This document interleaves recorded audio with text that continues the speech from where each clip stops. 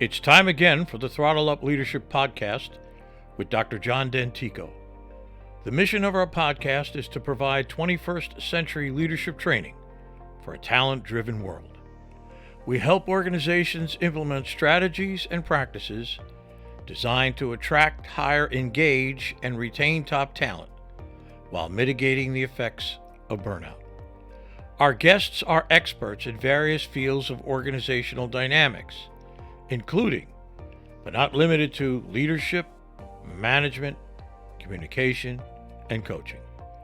They bring a world of knowledge and solutions to our viewers and listeners. I am sincerely grateful for their participation and ideas. So let's dive in. And if you enjoy our podcast, please like, share, and subscribe. We genuinely appreciate your support. Hello again, and welcome to the Throttle Up Leadership Podcast.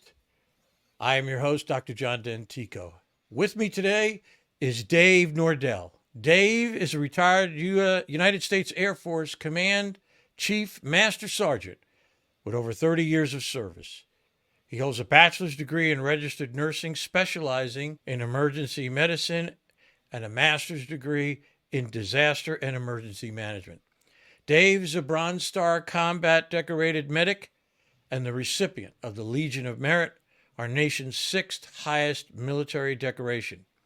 Dave is the son of a third-generation Portuguese family and was raised in the dairy farming environment in Orland, California. Dave is the author of the international best-selling books, Giving Back, Life and Leadership from the Farm to the Combat Zone and Beyond, and When the Cows Lie Down, Why People Quit You, the Leader. Dave is the founder and owner of Max Fab Consulting and Vet Ready Inc., providing keynote leadership, organizational growth, and strategic guidance. He is actively involved in using his journey with PTSD and moral injury to help transitioning veterans and other victims of trauma deal with the condition in a very healthy manner. Dave mentors and speaks to young leaders to aid their development and future successes. I am pleased to welcome a fellow veteran to the Throttle Up Leadership Podcast. Hello, Dave. How are you this morning? Hey, John. Thanks for having me. It's exciting. I always tell people when they read that I have to sit here and listen quietly, because as a fellow veteran, the first two words that are knocked out of us are I and me, and everything is we and us. So when people read your accolades, regardless of how stellar they are, or just even if they're just the mundane and mediocre, we need to understand that's who we are, and that's okay. Because, boy, it's in this transition world, it's really hard to get out there and just talk about the me and the I again. It's rough. Yeah, it's all about the team. It's Amen. all about the team. That's right. And if you want to learn team dynamics, the military is a great place to learn. Absolutely. At least that's always been my experience in the years that I put in. Yeah, and I'm sure a lot of it is the same for you. Sure. Dave, as I like to say, let's take it from the top. You bet. Okay? As they say, please tell me and my listeners and viewers why veterans make great employees. That is to say, what are some of the attributes, if you will, of veteran employees? Sure, John. I appreciate that question. That's the great way to start. So number one, everybody needs to realize that you're starting to be developed as a leader, and in some ways a manager, but mainly as a leader from the day that you enter the military. I don't care if it's at the Naval Academy in Annapolis, or if it's in basic training in San Antonio, Texas. You're already starting to be developed as a leader, which is unique if you compare that to our civilian contemporaries. So leadership flies right to the top in there. But what's required of us, even when we talk about team dynamics, what's required of us is learning how to close gaps with people. So we have tremendous people skills, and we transcend everything. You quickly transcend race and gender and lifestyle and all of that stuff, because the mission is where the focus is, and to get the mission done, you have to do that through people. So you close the gap on that, which gives us a level of empathy and ability to work with people that is unique. It takes effort, but it's a forced proposition. The other big things, especially for people out there that say, why would I hire, if all things being equal, why do I hire a veteran and not? Besides all the things I just mentioned, you get these critical thinking skills. you get the dedication, you get the understanding, the writing for the brand, you get that immediate loyalty. And you also get informal leadership. Veterans don't want to come into your companies and take away the CEO's job or the COO's job. They don't want to do that. What they do want to do is bring their ideas and be able to bring that stuff to bear.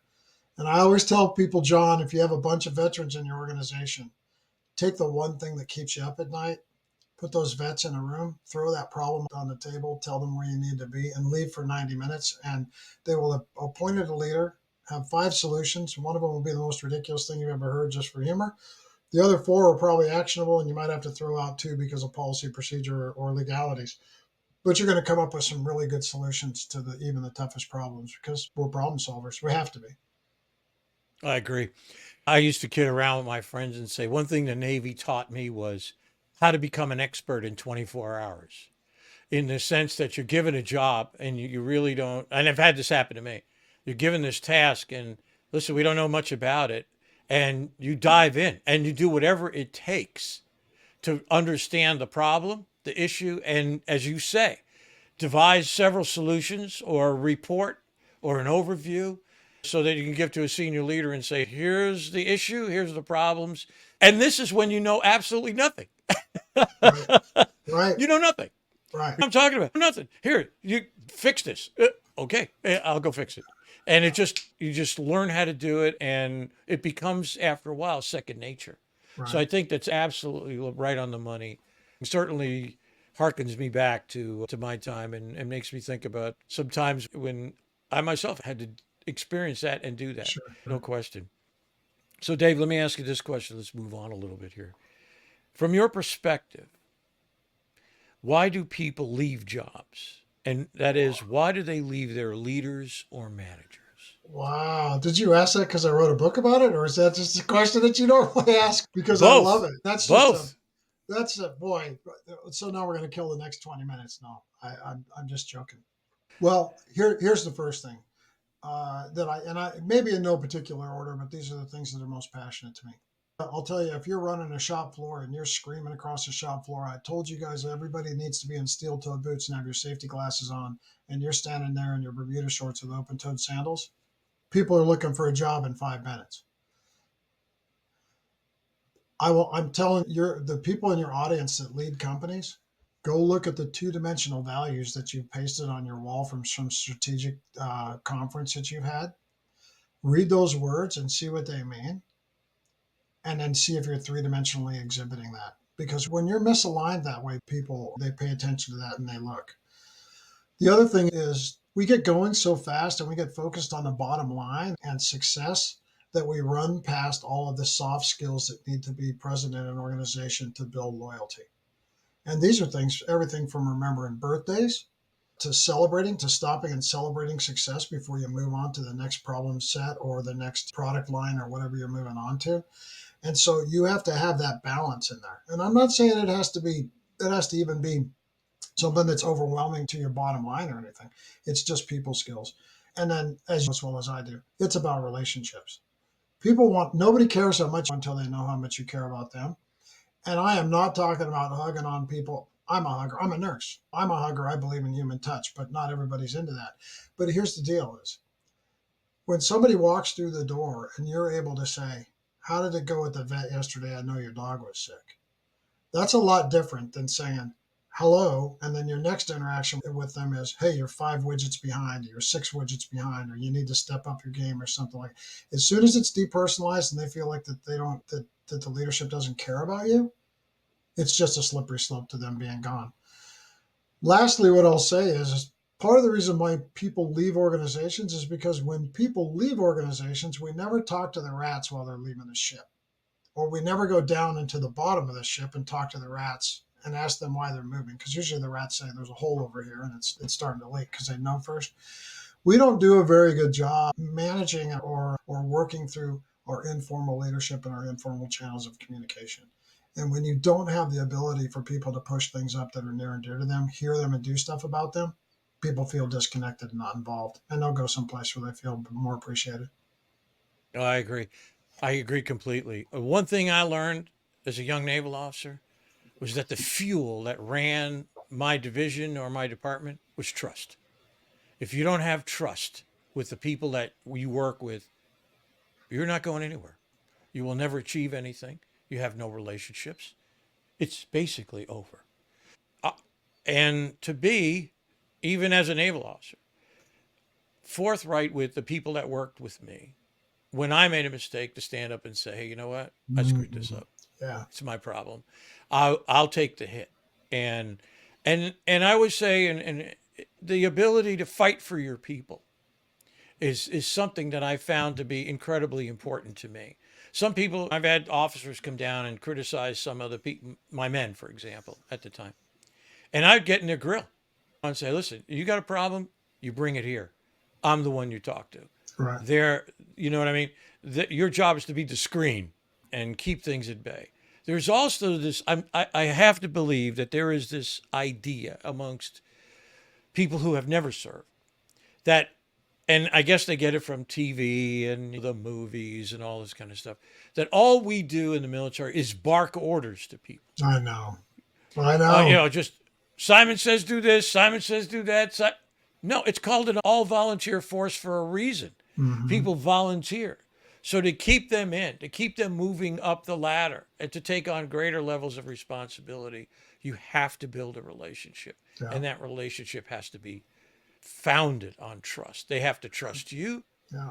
You have to trust them, and they have to trust each other too. So there has to be this real sense that we're all in this together, and we'll take on whatever comes our way. So I absolutely agree with you. Yeah. And you can't get into that dungeon. You can't get into that dungeon if you don't show up. You got to be present. First, step one. And showing up sometimes sucks. Because it's not about you. Sometimes I can remember lots of times I'm like, oh, this is the last thing that I want to do, but I have to show up. Literally would say that in my mind. I have to show up. I have to. You've got to be there. Yeah, I learned a lesson years ago. I won't go into the details of it. It was fairly tragic, actually, but I would just say that for a period of time, I was just overwhelmed with the challenges in my own life. And I remember one day after it was over on the downhill slide of it all, I made this discovery. And I said, you may not have done the best, but you got 75% for showing up. You got a passing grade for showing up and being there and taking it. I was talking to a previous guest in one of the last podcasts, and I said, there's this notion of fight or flight for the human. You have two choices, fight or flight. I said, no, there's a third choice. And the third choice is dig in. Dig in and take it. You know what I mean? Dig in and endure. I'm a great believer in the work of Viktor Frankl, who wrote Man's Search for Meaning. And his third advice to people about creating meaning in one's life is to suffer nobly, to make the best of a bad situation, and to suffer nobly. And I've always thought that was revealing to me in terms of, sometimes you can't run, and sometimes you can't really fight. You have to just endure. So to me, digging in is another way that you can deal with that. And it takes me to the next issue I want to talk to you about. And that is, in the last year or so, I've really turned my attention more to this idea of burnout, people burning out at work. And I'm on a mission now to really help come up with ideas and methodologies besides self-care. Okay, a lot of wonderful people are out there talking about self-care. I'm good with that, no problem. But, are there other things that can be done to mitigate the effects of burnout? So anything, I'll just toss that question to you, Dave, and let you run with it. Yeah, we can play ping pong with it. So what's the most stressful day of the week for the average human, average American? I give up. Sunday. Sunday's the most stressful day of the week because they're anticipating Monday. I agree. Yep. If you can eliminate the cause of the Sunday scaries, as they're called, if you can eliminate the cause of the Sunday scaries, about the time the clock hits noon on Sunday, your mind starts going, and you hear people, I've got to go into work tomorrow, and they fill in the blanks. And John's going to be there, and he drives me crazy. And the schedule is full. and or short a staff member and all of these things, right? Can you imagine if a leader was operating on a level that said, I recognize the Sunday scaries, and pulled everybody together on a Monday morning and said, I hope you all had a good weekend, but I know some of you didn't, because percentages prove out that some of you, or most of you, had the Sunday scaries. And about noon, you started to have anxiety over certain things, and do a whiteboard exercise and just write all that stuff down. 90% of the stuff on the board is actionable. It's something that you can do internally to change it. Because people that like work, that don't have the Sunday scaries, sometimes don't even fully appreciate the weekend because they're ready to get back to work because that's their happy place.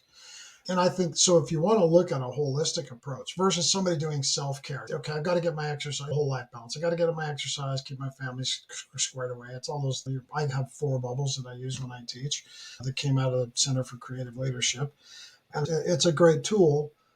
But in that is, what does the team look like? We do 3 things, right? We sleep, we do whatever we do, and we work. And in that work slice of the pie, what does that team look like? And if you're in control of the team, as we're talking about leadership, if you're the leader, it's your job to build these relationships that we talked about earlier, which are predicated on trust, which show empathy and caring, to find actionable things that you can continuously improve and modify and work on. And so if people are cold in their workspace, odds are you're going to get it heated because you don't want their environment to be bad.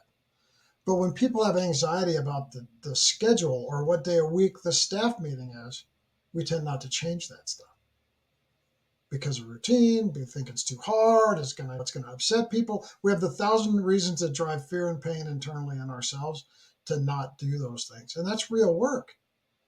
And a lot of it's just free. A lot of it's just being a courageous enough leader to start moving the deck chairs around and seeing which configuration works the best.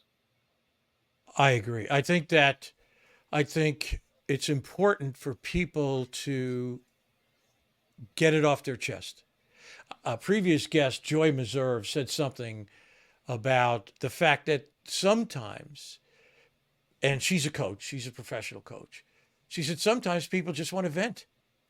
They just have to get it off their chest. They just have to tell somebody. They bottle this emotion up. They bottle it all up inside of them, and they just need someone to listen. And little things like that matter a lot, just as you said. Put it on a whiteboard, sit down and talk to someone. And burnout, you have to look at the other sides of burnout. It may not be job related. Right. It may be related to a domestic issue at home. Just got a call at 3 a.m. from the police who says, come down to the station and pick up your drunk child, please. Do us a favor Yes. here.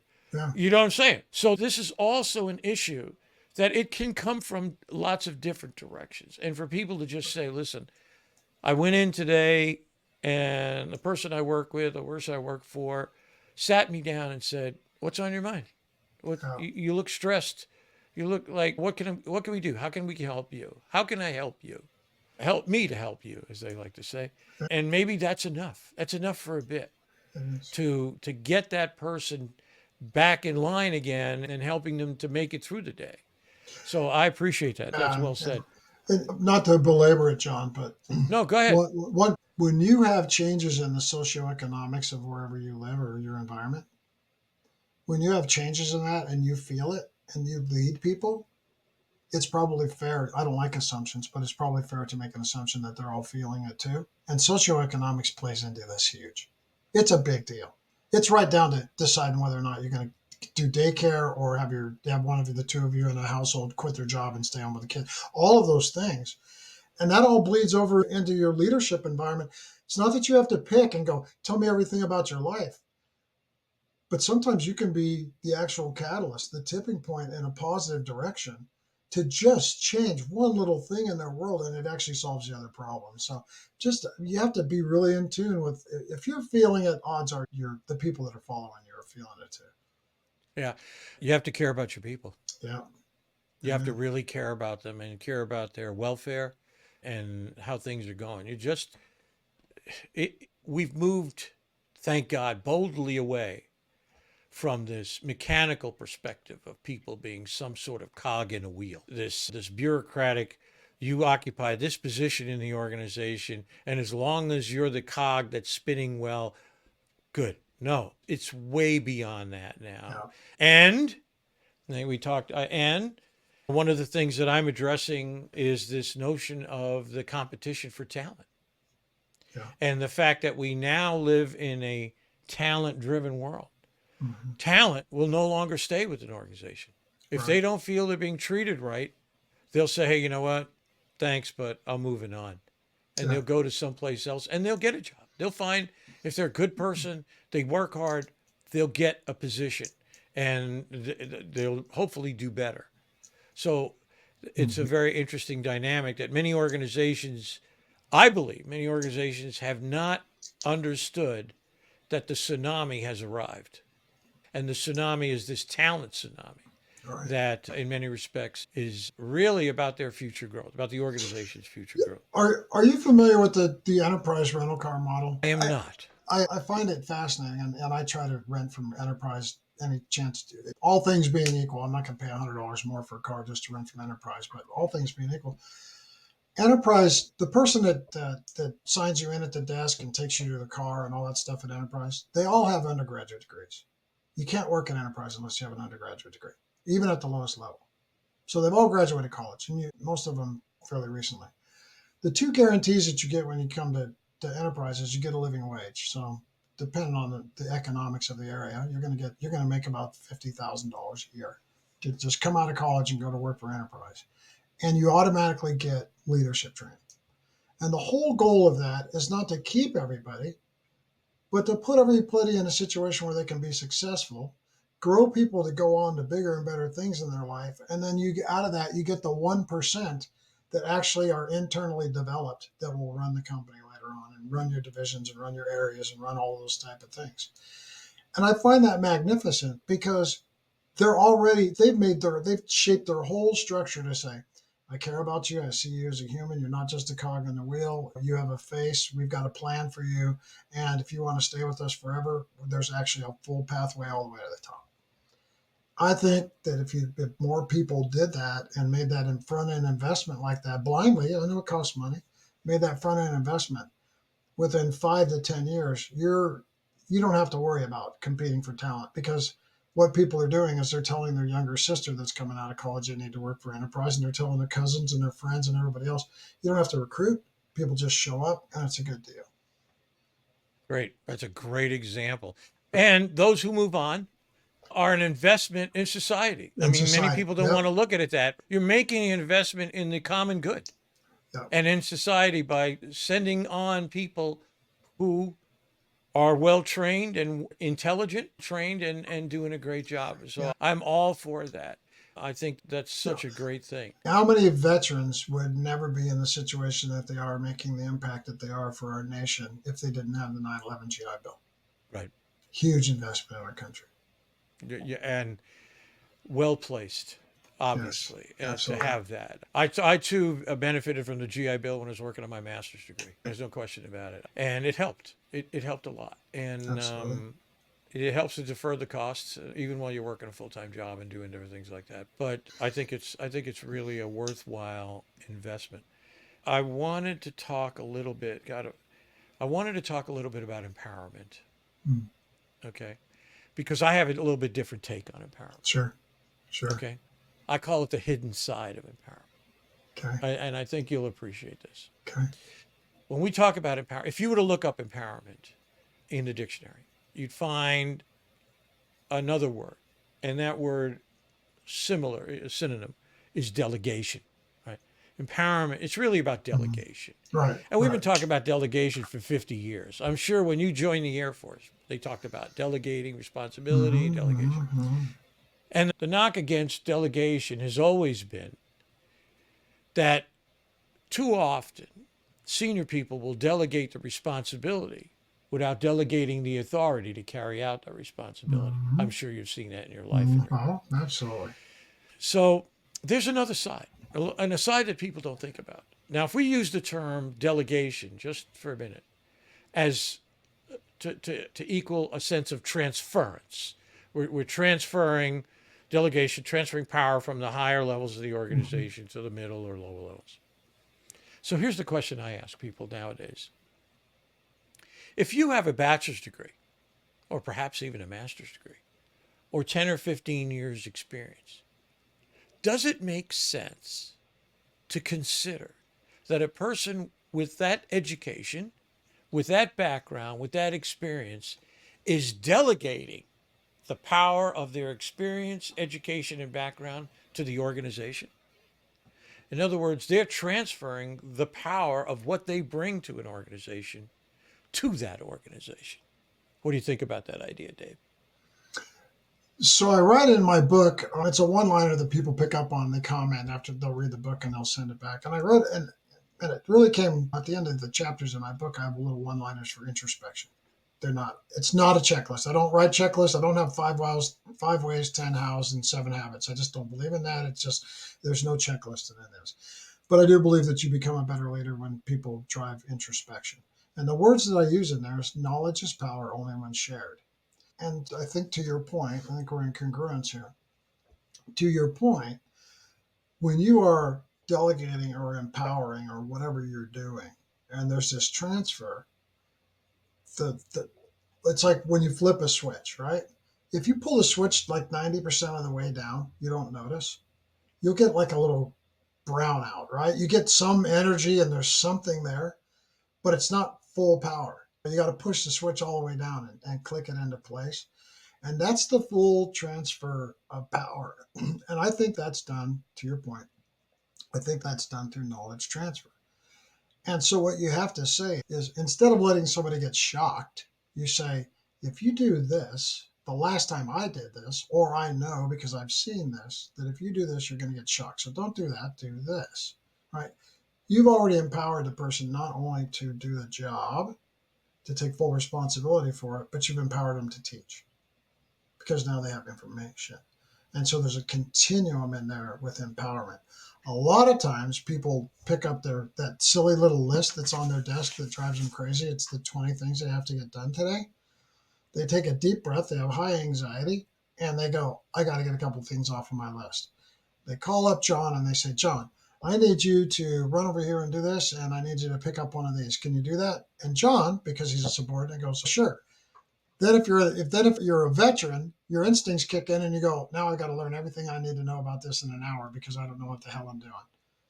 I don't have any of that. I don't have any of that transfer. Things go poorly and somebody says, John, I empowered you to do that, and you fail. No, you didn't empower me, because true empowerment requires a transfer, and you have to walk that over. So I think because empowerment can be laissez-faire too, right? It can be laissez-faire leadership. And people can perceive their leader as that as well. They don't care. And quite frankly, anything hard, they just give to us to do and hope it's done when they're not present. So all those things that we talked about. So I don't know if we're hitting on the exact same cylinder, but what I do know is knowledge is power only when shared. And you can only empower and transfer your power with full knowledge of what the issue is and what the desired outcome is, and then any of the pitfalls to be avoided. If you don't do that, you're not empowering anybody, which really what you're doing is setting them up for failure or putting them in a danger space. That's exactly right. Yeah, and I think we're orbiting around the same planets, no question about it. That if you don't, for example, if you don't delegate the responsibility, the authority to carry out the responsibility, then it's hollow. It's a hollow empowerment move. Yeah. Because the person's always coming back. I'm sure you've seen this. They come back. Is it okay if I do this? Yeah, okay. I got it down to this point. Is it okay if I do that? That kind of a thing. And in fact, go ahead. I was one of the first 100 guys in the Air Force to start the drone program. Boy, today, this incredible thing with UAVs and drones. I was one of the first 100 guys to do that in Indian Springs, Nevada. In fact, I was there before we even had the airplanes. Do you know how many times I sat in a ground control station with young officers and young enlisted people with the target on the screen asking for permission to do what they needed to be done, and watch that go so poorly because the operation, the tactical stuff was delegated to them. They were not empowered to do whatever they needed to really do, and it jammed everything up.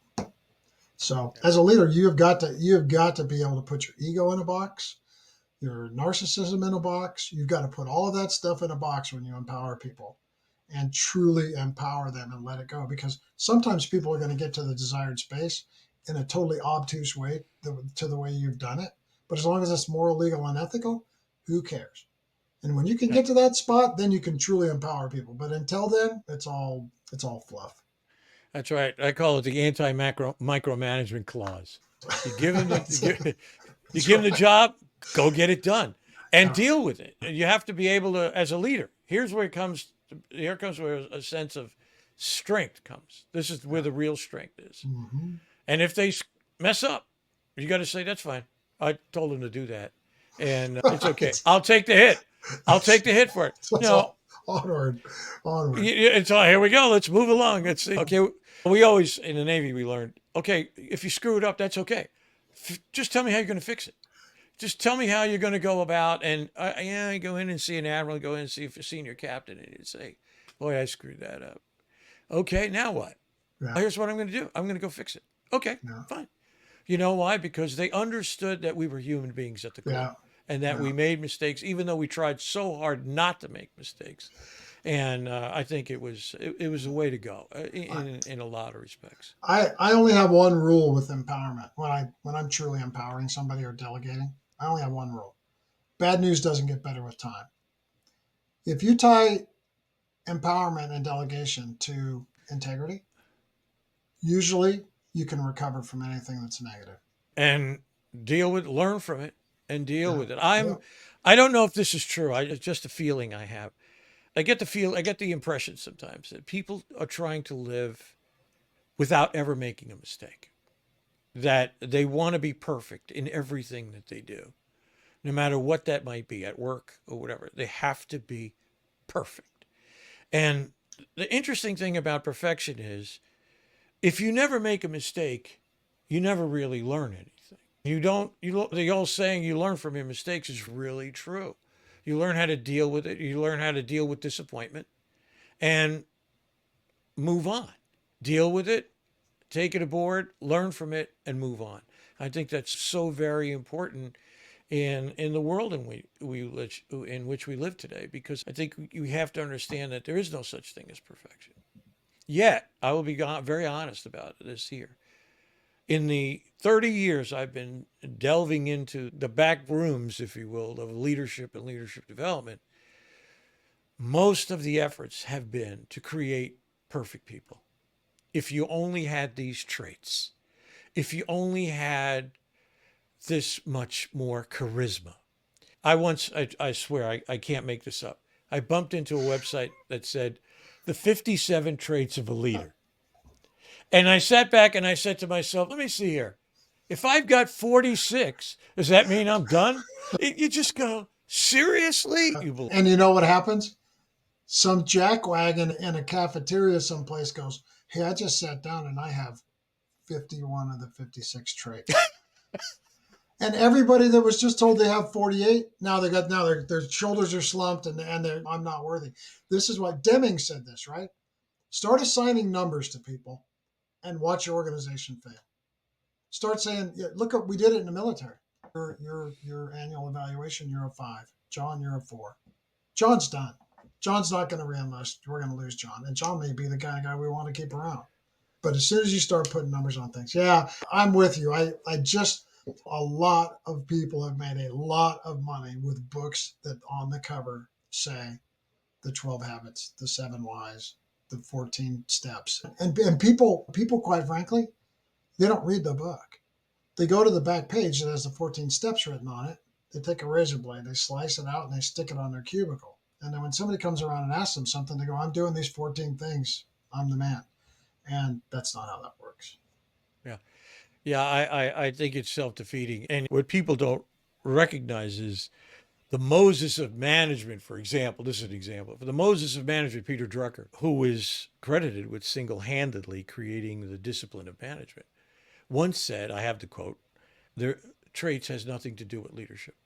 And you sit back and say, Drucker said but nobody, like you said, here comes the next set of books that and I believe this sincerely, it preys on the basic insecurities that people have.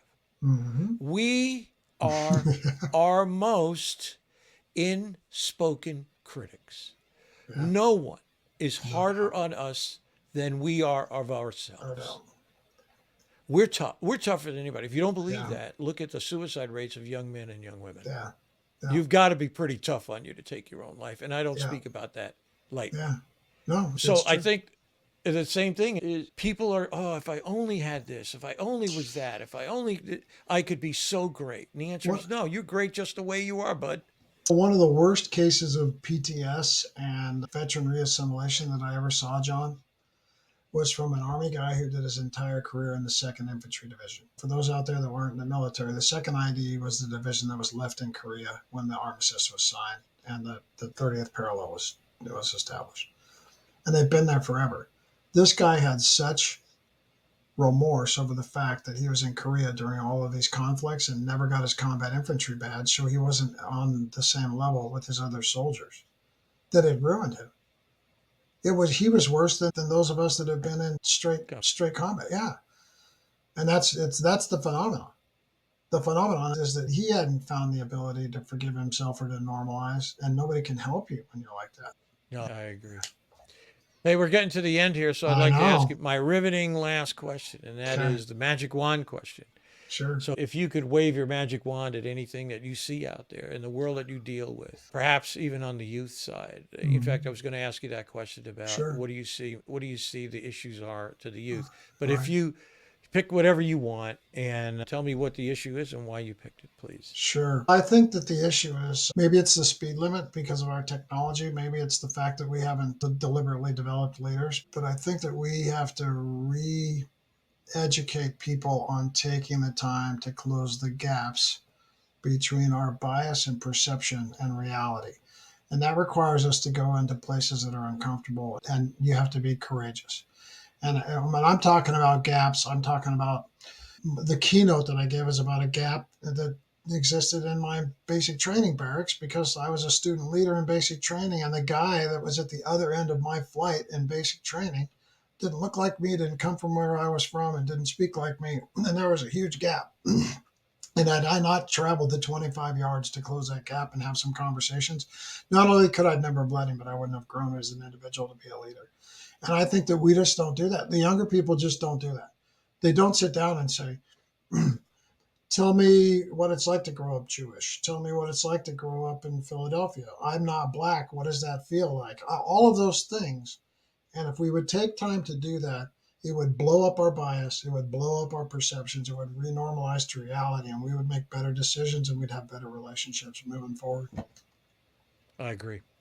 I agree. You join the military. I don't know how many people recognize this, but you join the military to fight for your country, but you die for your friends, and that is such a truism. These are the people that, whether you're stationed at a base, whether you live on a ship, these are your folks. These are your people. These are the people you're going to go down with, and we're all in this together, and that breeds a certain level of camaraderie and connection that it all, I would hope, may be experienced in some organizations, but it's very difficult to find outside. Dave, I want to thank you for your time today. I appreciate the good words. It's been a great conversation. I can't thank you enough, and thank you for your service. And I wish you all the best in the future, the greatest success. Thank you. Yeah. Thank you, John. Same to you. Thank you.